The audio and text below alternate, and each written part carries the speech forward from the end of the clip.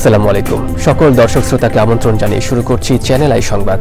সংবাদ স্টুডিওতে আপনাদের সাথে আছি মোহাম্মদ রাইহান। বিস্তারিত সংবাদের শুরুতে জানিয়ে দিচ্ছি ফ্রেশ আটা ময়দা সুজি সংবাদ শিরোনামগুলো। জগন্নাথ শিক্ষার্থীদের দাবি নিয়ে বিশ্ববিদ্যালয় প্রশাসনের সাথে প্রধান উপদেষ্টা কথা বলবেন বলে আশ্বাস। দাবি আদায় না হওয়া পর্যন্ত আন্দোলনের ঘোষণা। শান্তি প্রতিষ্ঠার স্বীকৃতি হিসেবে প্রধান উপদেষ্টাকে চট্টগ্রাম বিশ্ববিদ্যালয়ের ডিলিট ডিগ্রি প্রদান। পৃথিবীর ভবিষ্যৎ নিজেদেরকেই গড়ে তুলতে হবে বলে মন্তব্য। এবং মানব জাতির মতো বন্যপ্রাণীদের মাঝেও কমতি নেই মাতৃস্নেহের। নানান প্রতিকূলতা থেকে সন্তানকে আগলে রাখে পরম মমতায়।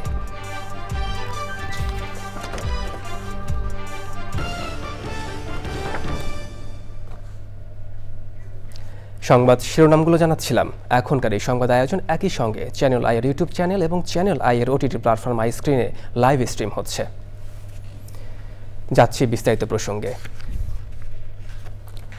দাবি আদায় না হওয়া পর্যন্ত কাকরাইল না ছাড়ার ঘোষণা দিয়েছেন জগন্নাথ বিশ্ববিদ্যালয়ের শিক্ষক শিক্ষার্থীরা। কাকরাইল এলাকায় যমুনা অভিমুখী সড়ক অবরোধ করে অবস্থান নিয়েছেন তারা। রাতে প্রধান উপদেষ্টা বাসভবন যমুনার সামনে তথ্য উপদেষ্টা বলেন, শিক্ষার্থীদের দাবির বিষয়ে শিগগিরই বিশ্ববিদ্যালয় প্রশাসনের সঙ্গে কথা বলবেন প্রধান উপদেষ্টা। এর আগে যমুনা অভিমুখে লং মার্চে পুলিশের লাঠিচার্জে বেশ কয়েকজন শিক্ষার্থী আহত হন। ডেস্ক রিপোর্টে দেখুন বিস্তারিত।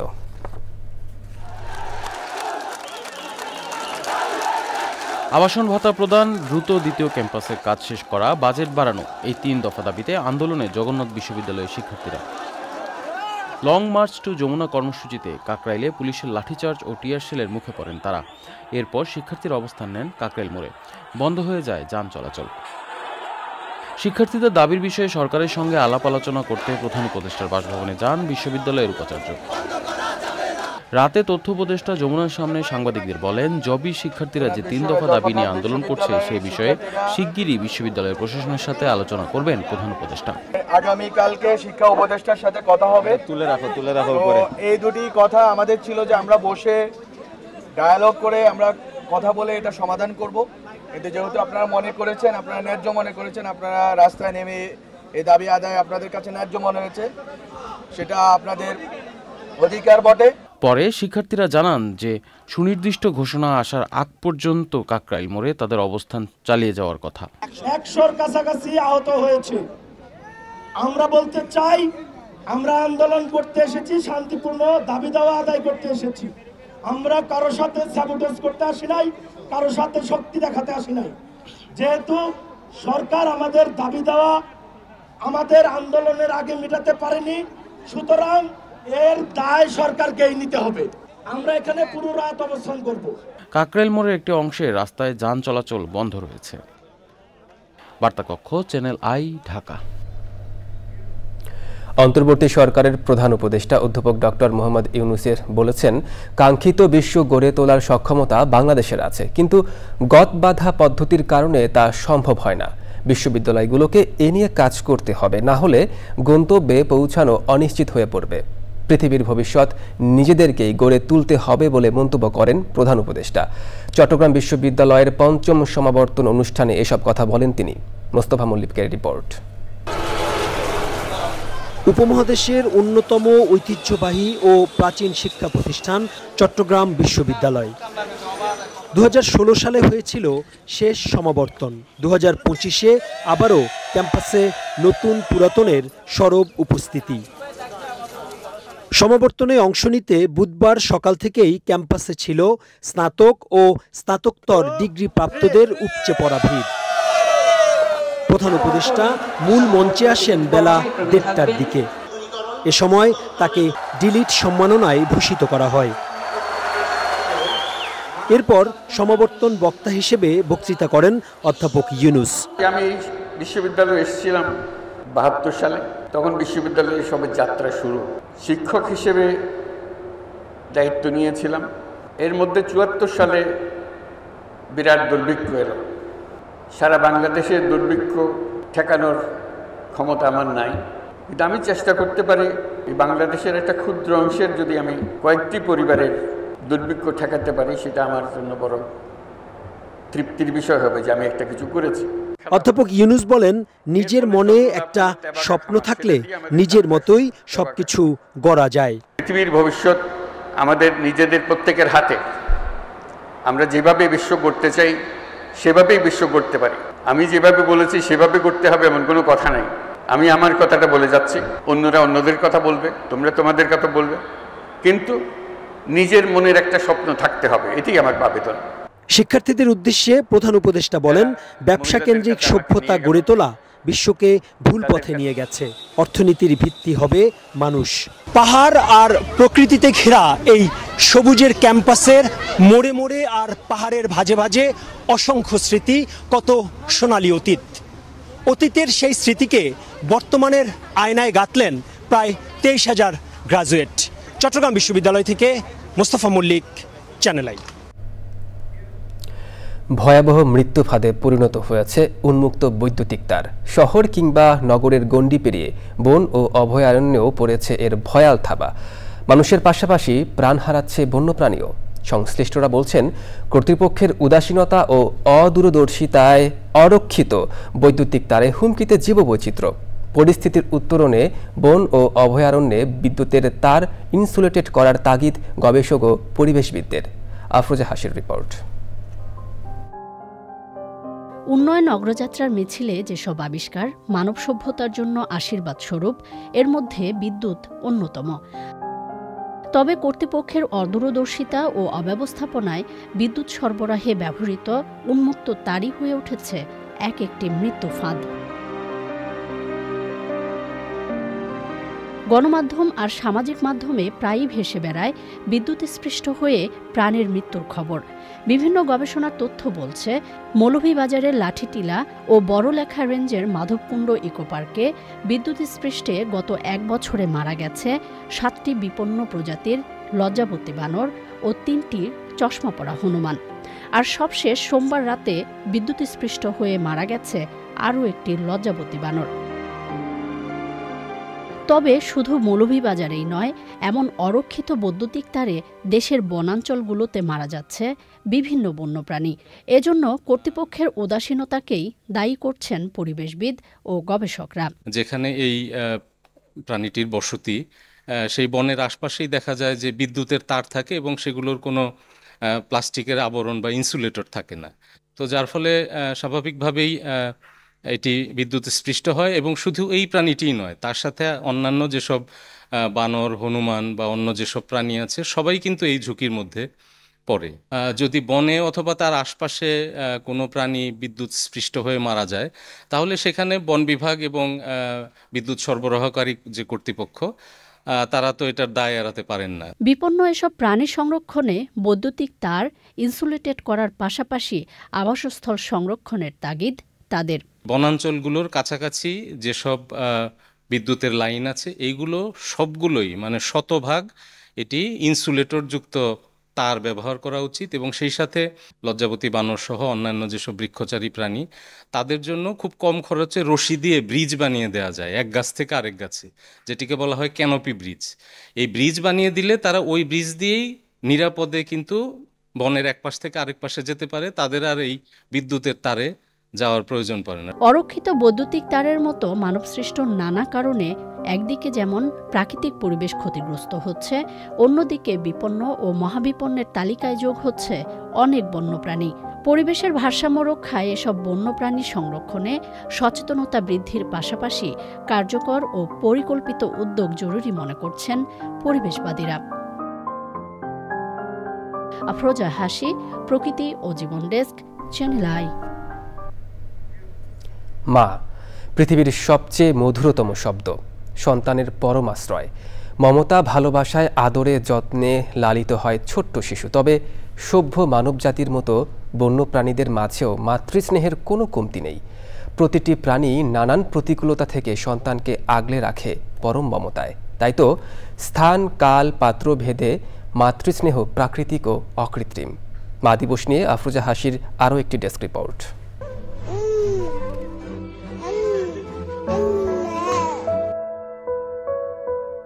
মায়ের প্রতি সন্তানের ভালোবাসা প্রকাশে প্রয়োজন হয় না কোনো সুনির্দিষ্ট দিনক্ষণ, উৎসব কিংবা আয়োজনের।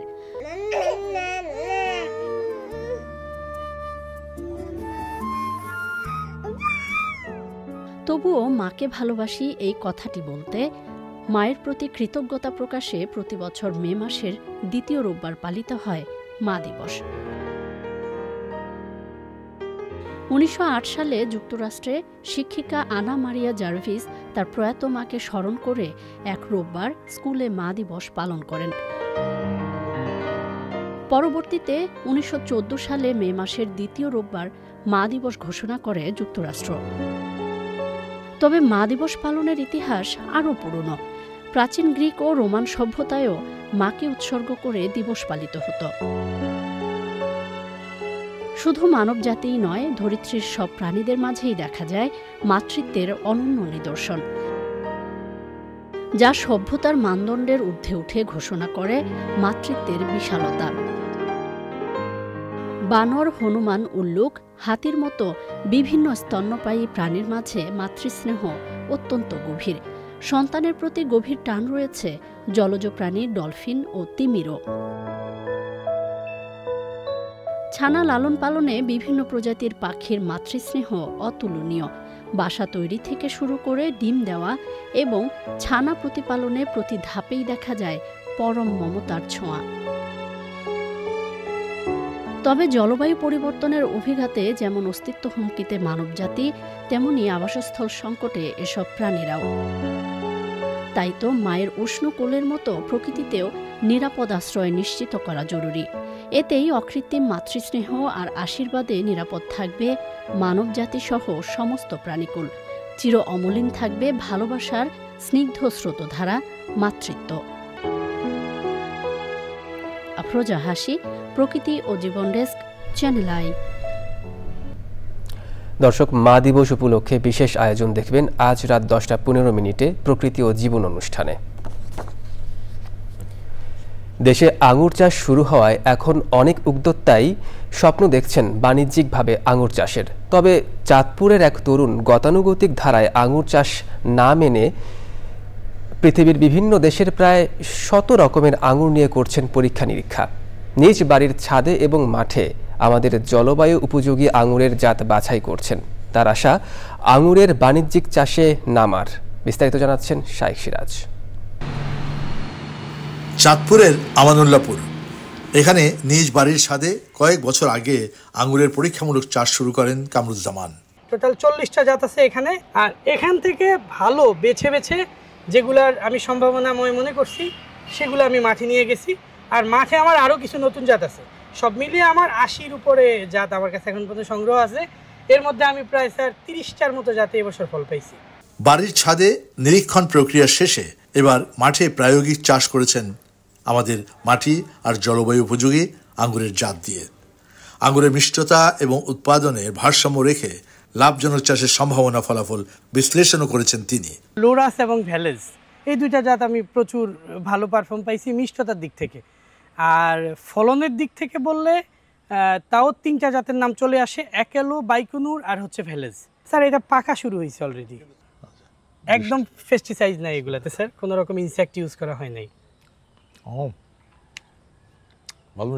তরুণ এই উদ্যোক্তা স্বপ্ন দেখছেন দেশে বৃহৎ বাণিজ্যিক আঙ্গুর বাগান গড়ার। আঙ্গুরের চাষ এবং গবেষণার ফলে দেশে এই ফসলটির নতুন সম্ভাবনা দেখা দিয়েছে। আমাদের জলবায়ুতে আঙ্গুর চাষ সম্ভব, এটি ধীরে ধীরে প্রমাণিত হচ্ছে। উদ্যোক্তা, আঙ্গুর চাষি, এদের হাত ধরে গবেষণা, একই সাথে জাত উন্নয়নের কাজ ধীরে ধীরে সম্প্রসারিত হচ্ছে। এমনই একজন হচ্ছেন এই কামরুজ্জামান। তার গবেষণার মাধ্যমে এই ফসলটি বাংলাদেশে একটি অর্থকরী ফসল একসময় রূপ নেবে এমনটি মনে করা হচ্ছে। চাঁদপুরের আমানুল্লাহপুর থেকে শাইখ সিরাজ, চ্যানেল আই। দর্শক, এ নিয়ে বিস্তারিত প্রতিবেদন দেখবেন আজ বেলা 3:05 হৃদয়ে মাটি ও মানুষের ডাক অনুষ্ঠানে। এবার বিরতি, আর বিরতির পর থাকছে রেকর্ড 6 কোটি রুপিতে দিল্লি ক্যাপিটালসে মোস্তাফিজুর রহমান। অস্ট্রেলিয়ান জ্যাক ফ্রেজারের বদলে 2 বছর পর আইপিএলে কাটার মাস্টার।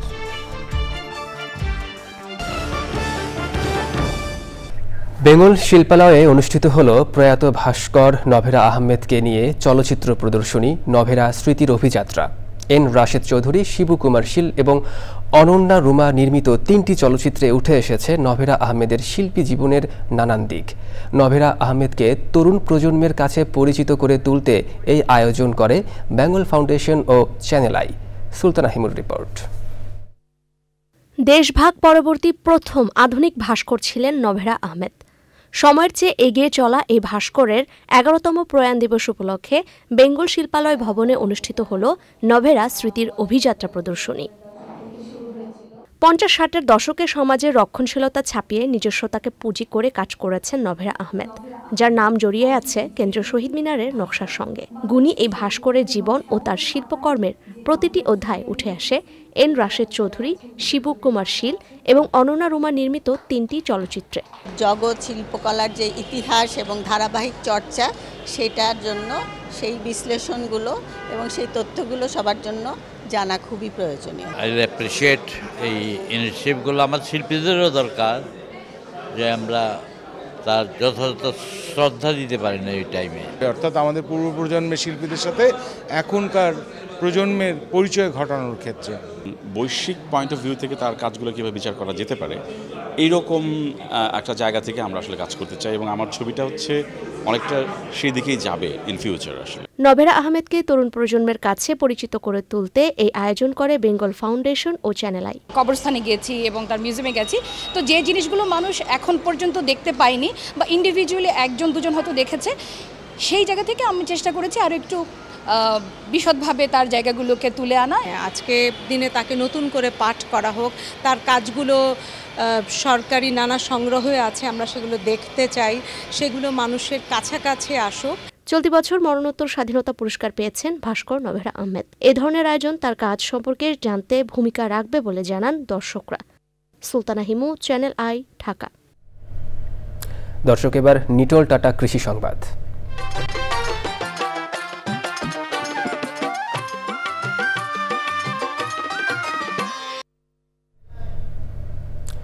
লক্ষ্মীপুরে পোকা দমনে ফেরোমন ফাঁদ ব্যবহার জনপ্রিয় হয়ে উঠেছে। কীটনাশক ব্যবহার না করে পোকা দমনে এ পদ্ধতি ব্যবহারে কৃষক বোরো উৎপাদনে সফলতা পেয়েছেন।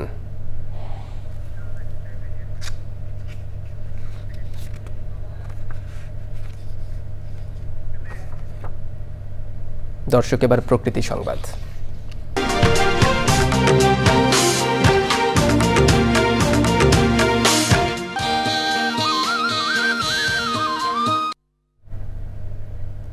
প্রচণ্ড তাপদাহ ও অনাবৃষ্টির কারণে ভূগর্ভস্থ পানির স্তর নেমে যাওয়ায় সুপেয় পানির তীব্র সংকট দেখা দিয়েছে ফেনীর বেশ কয়েকটি উপজেলায়, আর এতে চরম দুর্ভোগে স্থানীয়রা। সংকট সমাধানে প্রকল্পে বরাদ্দ বাড়িয়ে গভীর নলকূপ স্থাপনে জোর দিয়েছে জনস্বাস্থ্য প্রকৌশল অধিদপ্তর।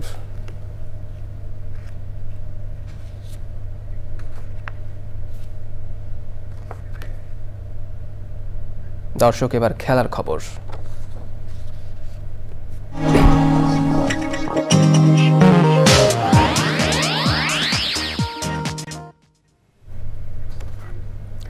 আইপিএলে দল পেয়েছেন মুস্তাফিজুর রহমান। রেকর্ড 6 কোটি রুপিতে তাকে দলে ভিড়িয়েছে দিল্লি ক্যাপিটালস। ফ্র্যাঞ্চাইজিটির অফিসিয়াল ফেসবুক পেজে তথ্য জানানো হয়েছে। ভারত পাকিস্তানের সামরিক উত্তেজনায় নিরাপত্তাজনিত কারণে দল ছেড়েছেন বিদেশি ক্রিকেটাররা। এই তালিকায় আছেন দিল্লির Australian cricketer Jake Fraser McGurk. Aussie ব্যাটারের পরিবর্তে 2 বছর পর আইপিএল দলে কাটার মাস্টার মুস্তাফিজ জায়গা পেলেন। ভিত্তিমূল্য 2 কোটি রুপি হলেও 6 কোটিতে মৌসুমের বাকি সময়ের জন্য দ্য ফেসকে দলে নেয় দিল্লি, যা এখন পর্যন্ত বাংলাদেশি ক্রিকেটারদের মধ্যে সর্বোচ্চ। এর আগে 2022 ও 23 মৌসুমে দিল্লির হয়ে খেলেছেন মুস্তাফিজ। এছাড়াও সানরাইজার্স হায়দ্রাবাদ, মুম্বাই ইন্ডিয়ান্স এবং চেন্নাই সুপার কিংসের হয়ে আইপিএল মাতিয়েছেন বাংলাদেশি বা হাতিয়াই পেসার।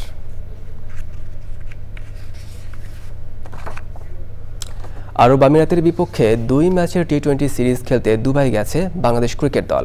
10 জন ক্রিকেটার ও 7 জন কর্মকর্তাকে নিয়ে স্কোয়াডের প্রথম বহর সকালে ঢাকা ছাড়ে।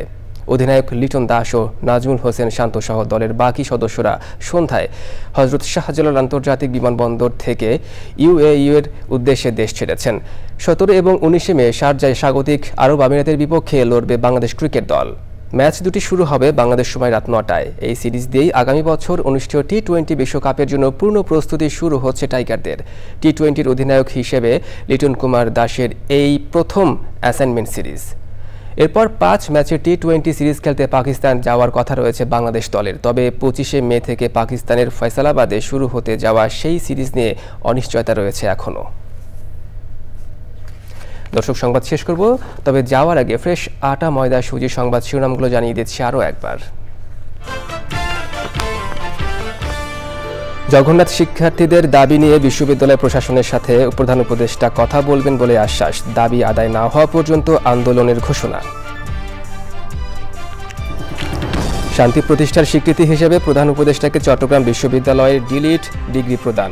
পৃথিবীর ভবিষ্যৎ নিজেদেরকেই গড়ে তুলতে হবে বলে মন্তব্য। এবং মানবজাতির মতো বন্যপ্রাণীদের মাঝেও কমতি নেই মাতৃস্নেহের। নানান প্রতিকূলতা থেকে সন্তানকে আগলে রাখে পরম মমতায়।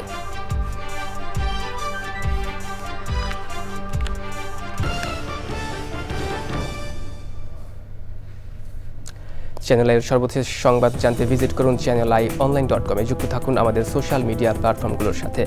এতক্ষণ সাথে থাকার জন্য ধন্যবাদ সবাইকে।